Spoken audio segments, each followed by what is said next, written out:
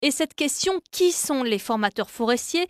Eh bien, ce sont des professionnels qui ont décidé d'enseigner. Mais chacun les forme comme il veut, surtout comme il peut. D'où cette idée de lancer une formation européenne à distance. Les professionnels pourront se former de leur ordinateur à la maison au retour de la forêt.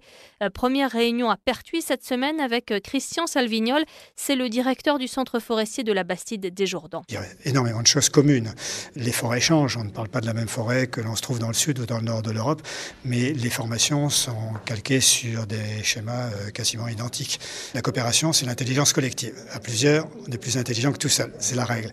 Et on va donc prendre les meilleures pratiques de chaque pays que l'on va assembler et finalement on arrivera au meilleur dispositif qui existe aujourd'hui puisqu'on va additionner que d'excellentes choses. Mais l'Europe des forêts, ça passe aussi par les échanges d'étudiants forestiers. 15 jeunes provençaux reviennent tout juste de Finlande. Ils ont été encadrés là-bas par Karek Utomaki. Ils ont étudié la forêt finlandaise, l'industrie forestière. Nous avons des forêts nordiques de conifères. C'est totalement différent d'ici. Les autres années, les jeunes provençaux sont partis pour l'Espagne, l'Irlande, l'Italie.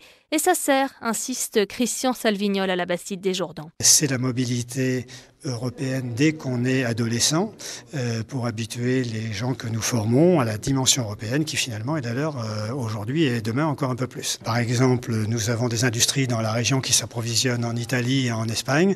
Eh bien, on a des gens que nous formons qui aujourd'hui travaillent en Italie et en Espagne.